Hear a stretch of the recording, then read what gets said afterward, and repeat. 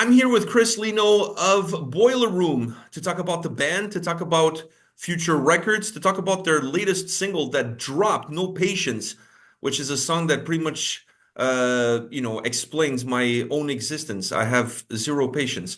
So thank you very much for joining me. How's things going with you? Everything's great. Thanks for having me. I appreciate it. And thanks for having a podcast like this to support this genre of music. It's very important. Oh, thank you, man. I appreciate that. I appreciate that. Listen, I think I've listened to this single ad nauseum now for the last couple of since it dropped on Metal Injection site. I was checking out the views. It's done extremely well. People are loving it. From Yes, the I'm basing it just on the number of views and on the comments that I read. You must be excited. yes, very excited. The reason why we wanted to redo that song, it was a song that just didn't get its fair shot from the prior album. It's something me and Rob Caggiano wrote back in the day, and I got a funny story when we were touring with Mudvayne. We were doing our sound check, and the guys in Mudvayne were passing the stage, and they're like, "We played that song during sound check," and they're like, "Hey, what's that?" We're like, "It's just another song from the album." They're like, "Why don't you play that in your set?" I'm like, "Well, you got to talk to the rest of the jury. That's how that band politics goes on, right?" But it was always a favorite of theirs, and I always wanted to play it. So now it gave me an opportunity to re-record it and get it out there, do a video. I have to agree with the guys in Mudvayne. That song needs to be on any set that you guys ever play because it fucking kicks ass. I would say it slaps harder than Mike Tyson during a Jake Paul fight. Wow.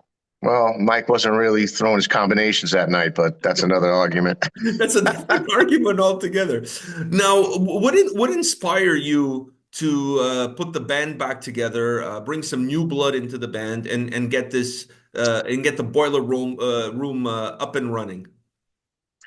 My buddy Mike Orlando from Category 7, and he's played in the band Nocturnal and Adrenaline Mob.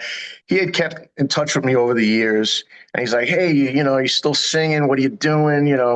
He always kept in touch with me. He's like, "You got to redo the Boiler Room record," and he has this great studio in Staten Island, New York, called Sonic Stomp Studios, and he really has developed that studio over the years.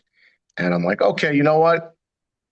I'll redo some choice songs that never really got the exposure they needed that I thought were great songs. No Patience being one of them. So he got me started with this whole thing. He got me back into it. He was the one that poked the bear and got everything rolling. Yeah, yeah. He's been poking the bear for years, and here we are. So during that, so he poked you, he got you going, but was the process difficult for you to find the right pieces in order for the band to come back and not just move forward, perhaps, but also be true to its own legacy? It was a little bit of a challenge. In the beginning, it was just me and Mike, because Mike did the guitar tracks, Jason Bittner did the drums, Pete Rizzi from a local band, Who on Earth, did the bass. I started doing it with Mike initially, and then he introduced me to Pete Rizzi, and then he laid down the bass, and then we got Jason Bittner to do the drum tracks, and that was it, man. It was full steam ahead after that. Not looking back. Let me ask you this. There seems to be a resurgence of new metal. Yes, Being an OG, how do you look at that new resurgence that new metal is having? I love it. I think it's a combination of us people in our age group wanting to, remember some of those times, and it was great music. It's fantastic music. Why forget about it? And then also the new generation is getting hold of it as well. They're starting to take notice as well. Just when we went to see Pantera, maybe about a year ago or less than a year ago, Phil Anselmo said, how many people have been to a Pantera show? Yeah, half the people raised their hands. How many people have not been to a Pantera show? The other half of the audience raised their hands. So he goes, you know what I account that to? Good parenting. It is true. I saw them in Toronto, I would say about a year ago. And the amount of young kids that impossible. There's no way they were around when Pantera was playing. The amount of young teenagers, young kids, like some of them like under the age of 10, like all into it with t-shirts, like the horns, the whole thing. I was blown away. I was expecting the crowd in overall to be a lot older. Yeah, and it's great. It's great music. And if you play an instrument, where do you go? There's not a lot of new bands coming out. So that's another exciting thing that I see a lot of younger the younger generation, picking up an instrument and playing. Hey, whether you're on a national tour or playing a local gig or in your basement, just do it. If you enjoy it, just do it. It's a good feeling. It's therapeutic. Do you find it strange that there was a period of time where the words new metal were a little bit like of a dirty word in the world of metal, where nobody wanted to be associated with it, but now everybody is kind of like, completely okay. Do Right. you remember that time period? Yeah, for a moment, because there was a lot of bands coming out like that, and we got influenced by that as well. Um, a song like No Patience and the opportunity to have done a second record would have shown our evolution away from that. But yeah, I got a bad rap for a little bit, but I think the youth is saying, "Hey, wow, they were mixing a little hip hop with metal. That's pretty cool." So yeah, it's coming back, and hey, you got Limp Bizkit on tour with Metallica. I mean, Metallica. that's insane. That's awesome. Yeah, it is crazy. Speaking of No Patience, like I said, the song, the video is doing tremendously well.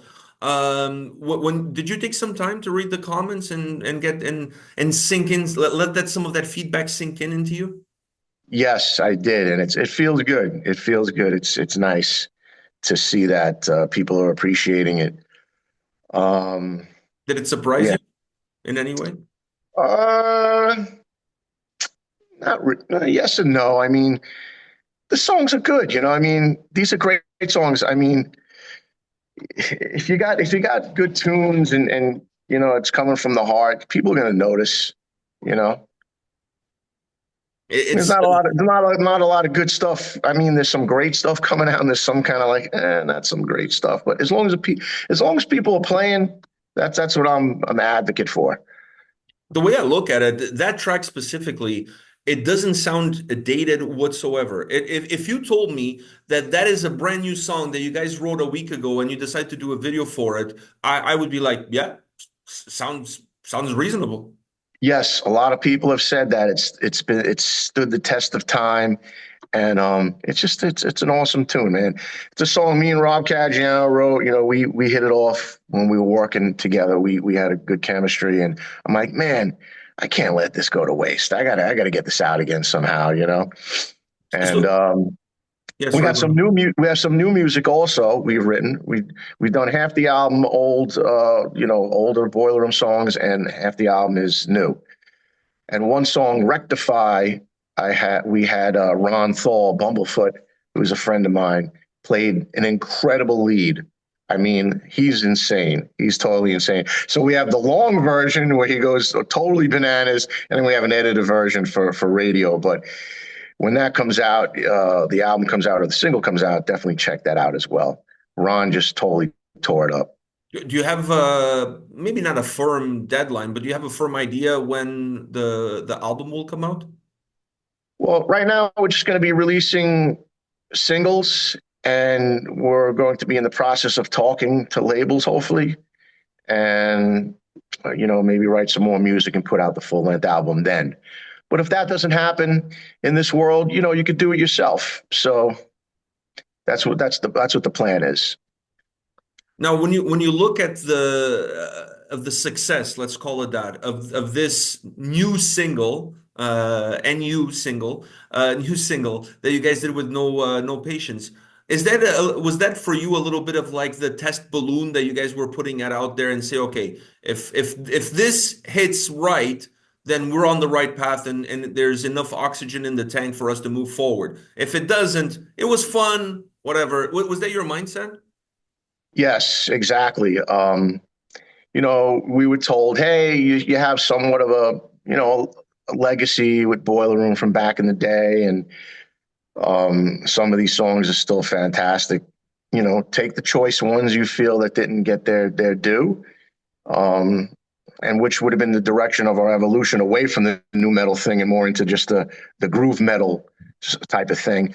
And yeah, that was the test exactly, and it worked out. It's working out great so far.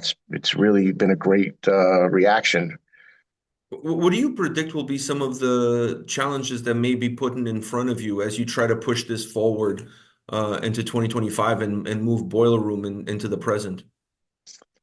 It's, the industry has changed so much. You really have to do a lot yourself, even more so now than ever. You really got to lay the groundwork and the foundation, and that's what we're doing now. We're replanting the flag, and yeah, if you do enough on your own, you could show these labels that you got something, and they'll get behind you. But yeah, the landscape has definitely changed in the industry over over time. Some good and some bad aspects. With age comes wisdom. So do you feel like you have a lot more wisdom to deal with it than you did back in the day? Absolutely, absolutely. The only way you're going to learn about stuff is going through it, and your successes and your failures. More people that are successful they failed more than they've succeeded. So if you look at I mean, even Michael Jordan, he got kicked off his high school basketball team. Imagine. Yeah, I can. And not draft number one. I know, isn't that crazy? Nobody Insane. remembers who was. I mean, people remember who was draft number one just because Michael Jordan was number two, not because he had a great career. Yep. I mean, that's a lesson for for everybody, particularly the youth. You just got to keep going. You're gonna have more failures and more challenges in your life that you're gonna learn from, and that eventually will turn out to be your success. You just got to keep going. You can't get discouraged. If you love what you're doing, do it. Could things for Boiler Room been different in the past? Could the story been written differently, or do you feel like there's no time to look at that and you just look forward is the way to go? I felt that songs could have been written more organically, which when me and Rob hooked up, that started to happen. Like the song "Do It Again." That was like we walked into the rehearsal studio. He busted out the riff, and I was just like, I just blurted out the chorus. He's like, "Everybody, step back!" Like, yo, what was that? That's insane. Let's do that again. So yeah, if it was up to me, I would write more like that. Let's just get in there, get excited, and be organic, which is what music should be, instead of so thought out. Sometimes you think about it too much, or bands, it's too thought out, and it loses that authenticity and that organicness and that energy. So yeah, there were certain things that I wish we could have done better, but that's just all part of the process. Is that way of looking at how you approach writing music, that more organic way, do you feel like the production then behind it has to match that same vibe? Yes, that's a great point. The production really has to uh, capture capture that. The more you do the demos, the more you keep recording it, the less it seems to deflate the whole energy of it. I Because mean, that's because we've let's done say because demos. that's We another thing you see now in music. It's records are overproduced. Like there's a lot of that happening. Right. I like hearing that a little more rawness, because it just makes you feel like you're there. Just that, like you said, overproduction. It just takes away the whole excitement of the song and the feel. You lose a bit of the feel, a lot of the feel actually.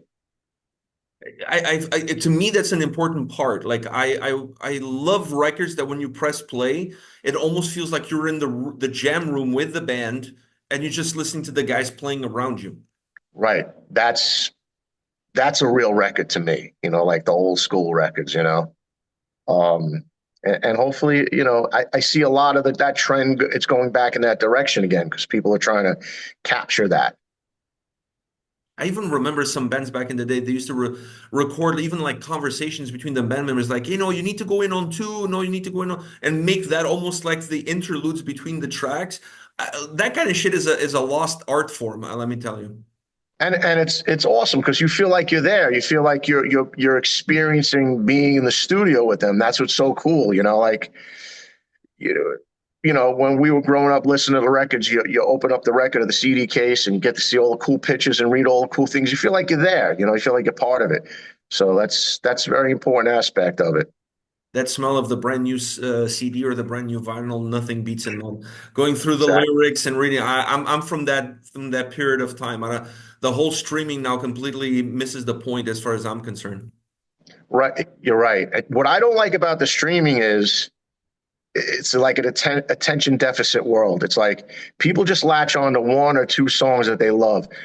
We used to buy albums, the whole, you bought a CD, or a vinyl, a record, you listen to the whole thing from beginning to end. And that was the goal, to create a great record from beginning to end. And you knew all those songs and you were a true fan. You just weren't a fly by night fan. So that's one advance in the industry that I miss, that I wish it would go back to people, downloading a whole album, or not having the option of just one song, just I know, but it's become going a in the real, completely opposite direction. I know. Become a real fan. I mean, that's a real fan when you get in depth with a band and you listen to all their tunes and their material. I've had a conversation with somebody on the channel because I was complaining about the tracking listing in the order of the songs on a record, and I said then I had to create my own track listing in order for the album to make sense for me. And I guess a young person was like, "What the fuck are you talking about? Just listen to this." I'm like, "Dude, you have no clue what it means to listen to a record from beginning to end. No clue. Right. Yeah. It's just a lost art." You guys, by the way, have a show December 20th at Dingbats in New Jersey. What can fans expect from the show? Where can people pick up tickets? What's happening at Dingbats? You you could go right to the venue. It's just a pretty much, walk up, you tell them who you're there to see, and it's Clifton, New Jersey. And we have three other bands playing with us. One which is Pete Rizzi, our bass player, his other band, Who on Earth. Mhm. So, but as for us, uh, it's gonna be a lot of excitement because it's been a while since people have heard some of these songs, and they're just excited about, you know the whole boiler room coming back around again, the whole boiler room thing. Uh, But this is just the beginning. Once we're past the songs from the album back in the day, it's going to be all new music. So half of the set's going to be new music, half it's going to be old stuff. But going forward, it's all new music. So it's almost like a brand new band, to be honest. I'm the only original person Member. from the band. Yeah, yeah. And are you looking at touring, or are you going to be very selective with the opportunities that come your way? Absolutely, we love to tour. Anything that comes up, we'll jump on it. Absolutely. I I mean, if we fit that bill, absolutely, man. It's all about playing. That's what we do this for. It's not.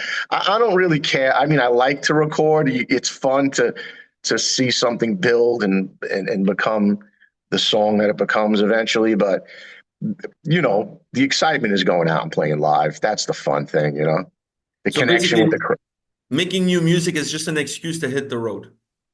Exactly. And I just have a lot of ideas in my mind, and I'm influenced by other music, and I just like writing new music. I'll get up in the morning and I'll be like, wow, you have a riff in your head and you have to grab the guitar, and start writing. And I'll hand it over to the guitar player, Nick Sedius. I'm like, hey, Nick, check this out. What do you think of this? And I just love writing new stuff. I feel like that teenage boy is back again. Yes, absolutely. I mean, it's fun. It's just a good time to get excited about, something. Dude, Uh, watching the video, it was fun for me. Like you guys looked like you were having a great time. I was having a great time watching it and listening to it, and I was like, I loved it. I thought you guys did a phenomenal job Thank you. reintroducing the band to not only an audience but to a new audience altogether. And I love it. I love the vibe. the simplicity of it, and it's just the rawness of it. I think you guys hit a home run for sure. Thank you. Yeah, Rob Scheid did a great job on that, and it's funny the way we had to do it in slow motion, and then he sped it up. It was crazy. I'm like, oh my god, we did like 5 takes. It was pretty hard. I didn't think it was going to be that difficult, and it was really cool that shadow thing he did outside against the it wasn't a brick wall. It was a what was it, like a stucco wall. It was like a shadow kind of a thing, which was that was pretty cool. And he put it all, pieced it all together. And I was like, hey, let's just do a live video. I remember seeing. I'm a huge Pantera fan, so I remember seeing "I'm Broken." They're in the studio, man. They're in the rehearsal studio. They're all facing each other, Each other, yeah. and they just throw down, and you feel like you're there. You're like, I'm getting chills just thinking about it. I'm like, that's cool. I want to do a video like that. So that was kind of the concept. The only difference between yours and theirs is that you didn't go out to puke like Phil did. I think it's an iconic part because it's like almost where you would put like now the new kids would put a blah in there. It's just the sound of him like puking, which is like I thought it was really cool. So that's the only thing you didn't do, but it's okay too. I think you guys have your own thing. Oh man, I met Dimebag and Vinnie Paul back in the day when we were touring with Typo Negative at one time, and then Typo started blowing up, and they got the Pantera tour, and they invited us, and we met them, and not Phil, he was nowhere to be found, but they were really cool guys, man, and it's a shame, what happened to them, but if you were hanging out with them, you had a drink. They're like, hey, you know. You better start drinking, with their southern accents. Like, y'all better start drinking. You can't hang right here. They were Um, badass, and they were a lot of fun, and they were good people. and I feel like you're all of that as well. A lot of fun, good people, and just kicking ass and taking names. Chris, man, thank you very much for your time. I applaud you for what you're doing. I love what you're doing, and I'm looking forward to more from you guys in 2025. Thank you so much, and I really, I'm so appreciative and happy you're doing what you're doing. It's very important for this genre of music, and it's all part of our lives. And this is excellent, man. Just keep on keeping on, man. Same with you, man. I hope our paths cross in the future. I really do so. I would love to meet you in person and hang out with you and Absolutely. talk some more music. So all the best. I wish you guys nothing but the best for 2025 for the show in New Jersey on December 20th, right before Christmas. What a great Christmas gift, early Christmas gift. So go out. I'll put the information in the description of the video so folks can find out exactly where they need to go. And thank you. Yes, hit us up on Spotify. No Patience is the single. Boiler Room Band, No Patience, and then Facebook, Boiler Room Band, and Instagram, and I'll put check out the everything in the video. video. Yes, check out the video on YouTube, and we'll see you at Dingbats this December 20th. It's a Friday at Clifton, New Jersey. All right. It's going to be wild. All right, brother. Let's Yeah, keep in man. touch and hope to see you soon, man. I will. Take care, man. All the best. Take care. Thank you so much.